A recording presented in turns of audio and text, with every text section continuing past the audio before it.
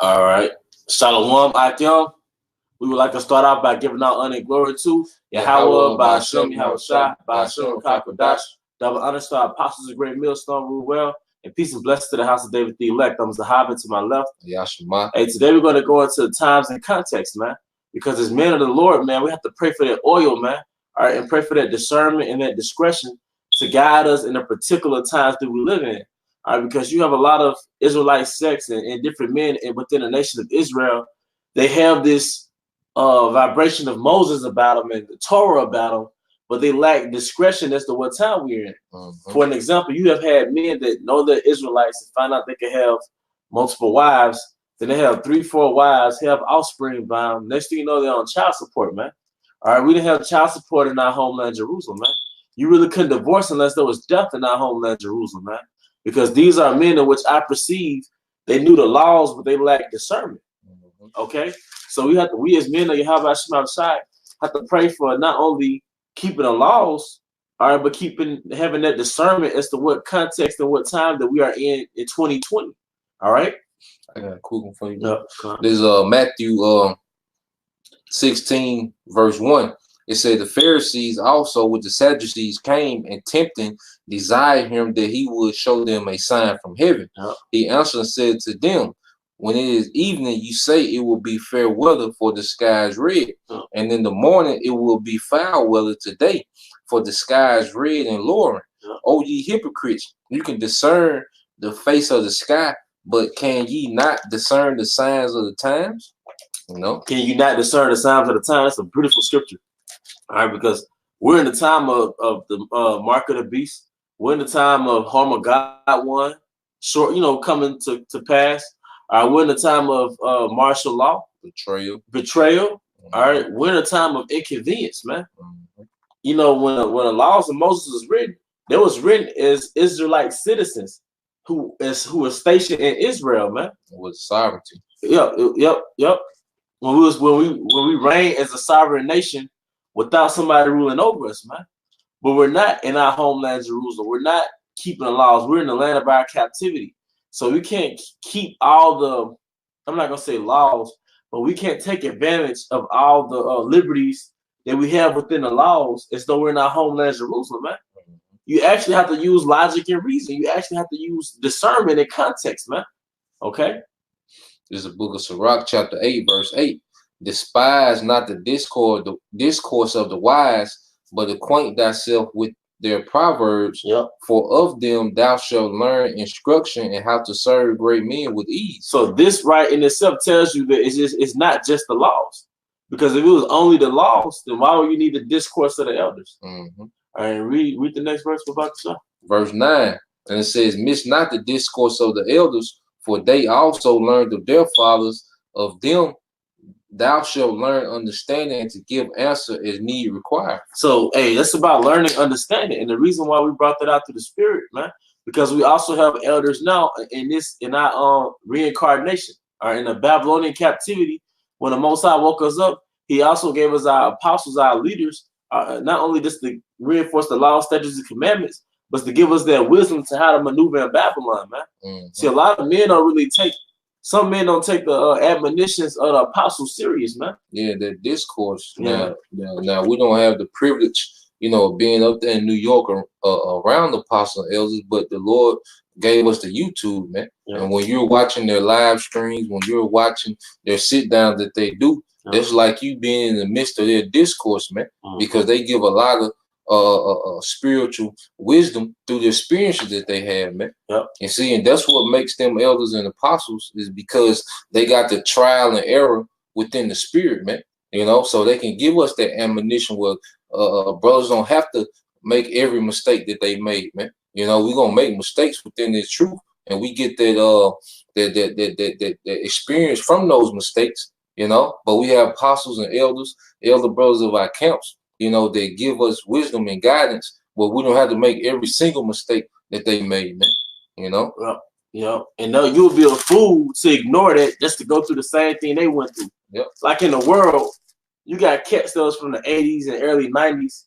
They did all types of illegal stuff, been to prison 15 years. Then they'll come and tell you about it, and you don't listen. Now you the older head telling the younger cat, don't do what I did. But nobody listens to the previous generation, man. So it's a cycle. It's a cycle of stupidity and the lack of growth. No, the nation is not evolving, man. Yep.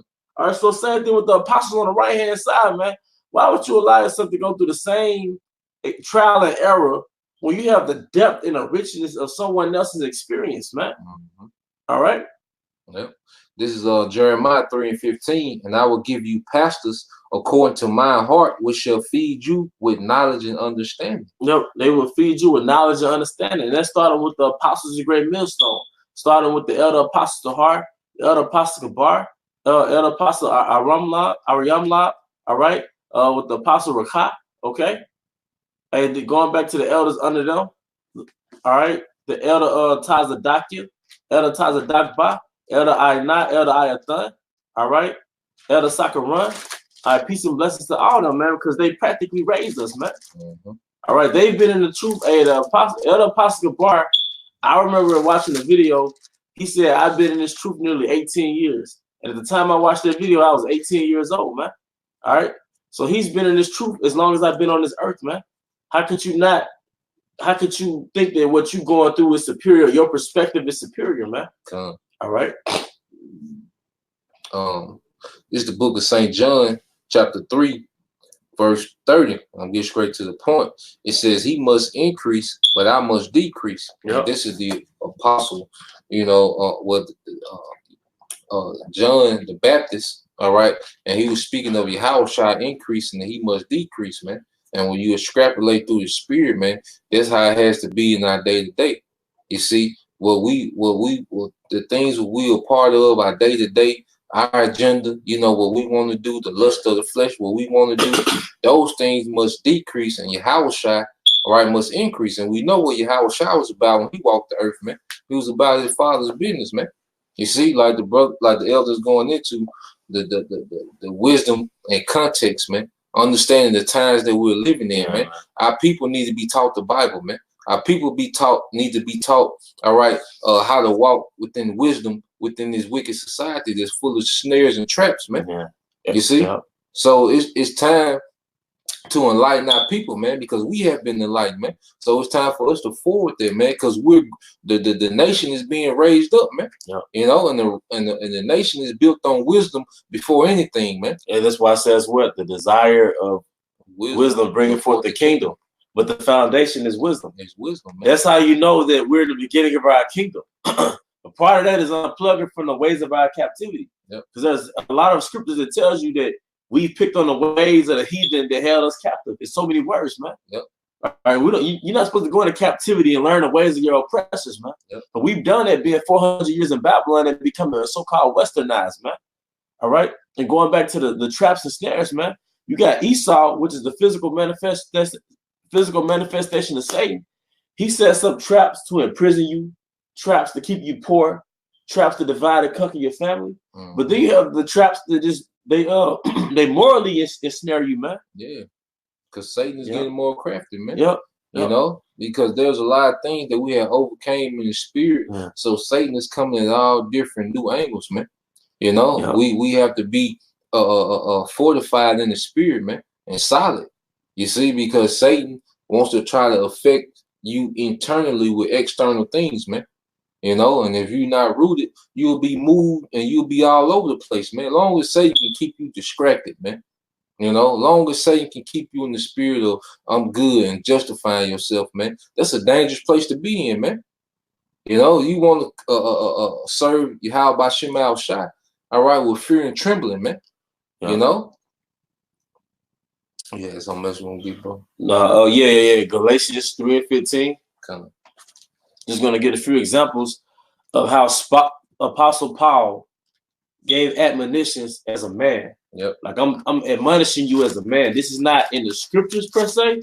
This is not in the laws of Moses, but I'm admonishing you as a man because even in the time of the Roman Empire, when those epistles were written to us in those different captivities in those different churches, man, the Apostle Paul was writing to us, especially 1 Corinthians the 7th chapter about dealing with women.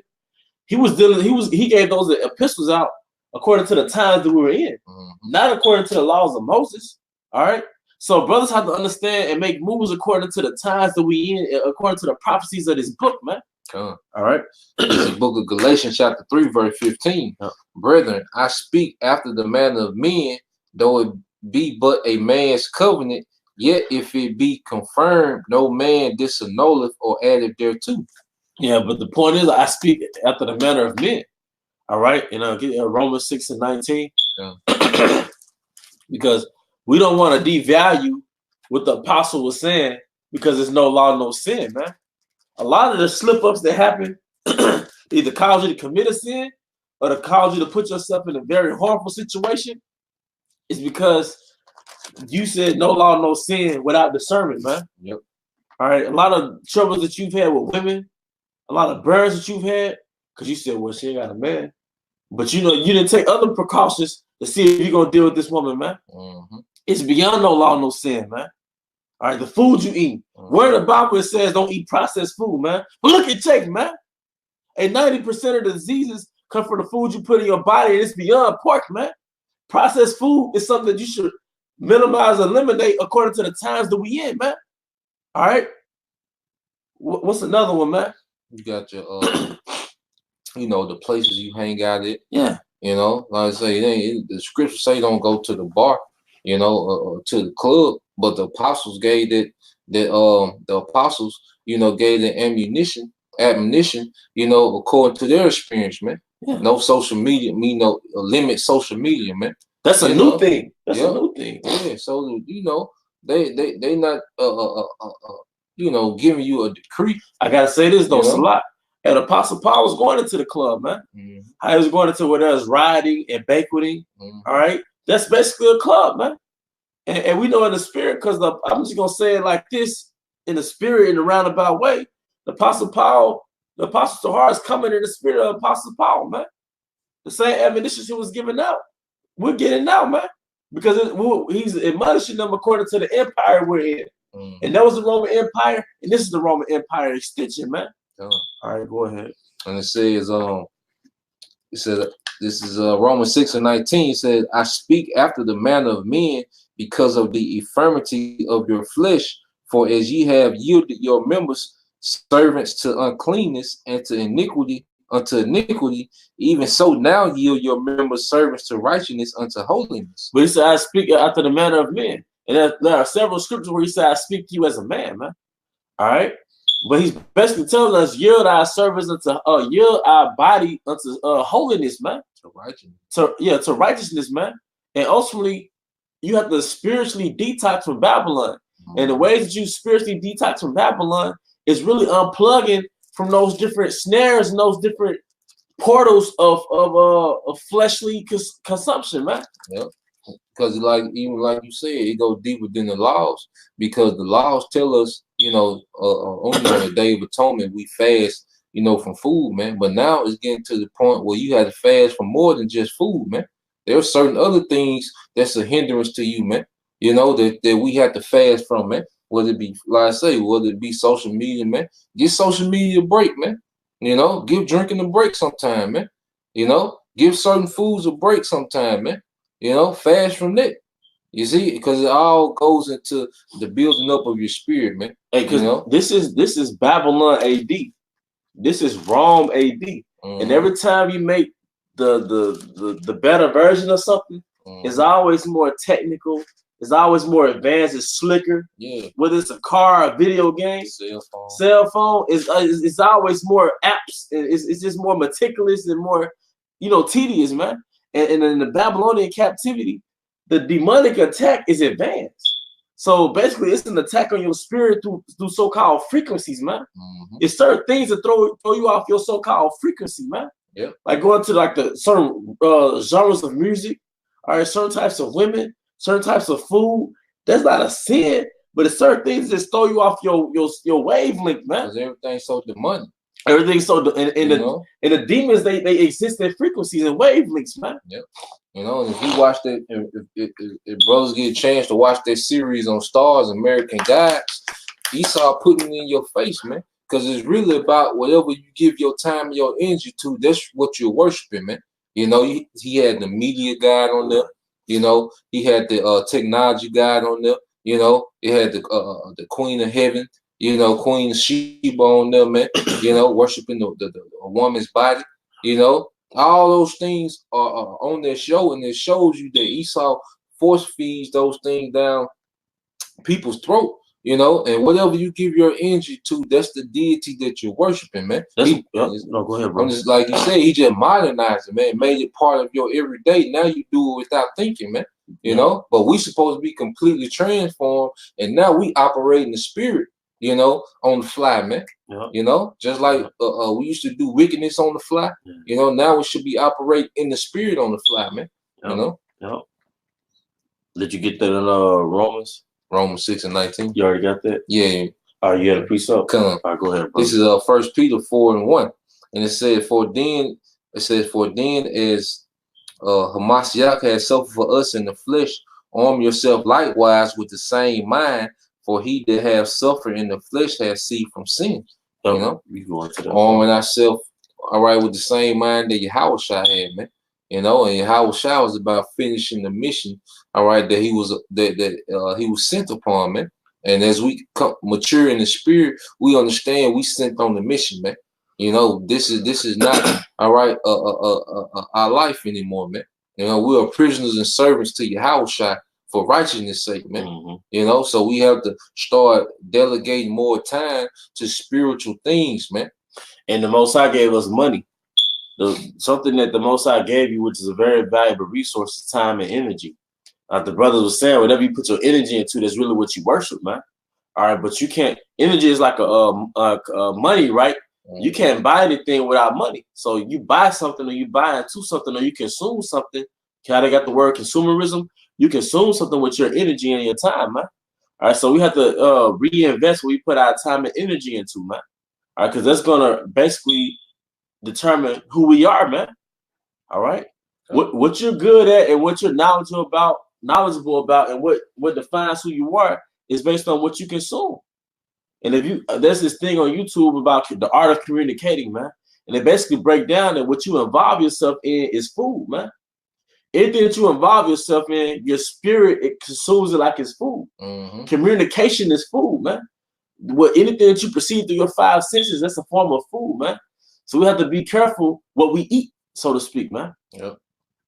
All right. In verse 2, it says that he no longer should live the rest of his time in the flesh to the lust of men, but to the will of the Most High, man. Hey, man, that's beautiful, man. Yep, because our schedule has to be more revolved around, all right, the will of Yahweh Bashim Shai, man, and not evolved around our own fleshly lust, man, what we want to do all the time, man.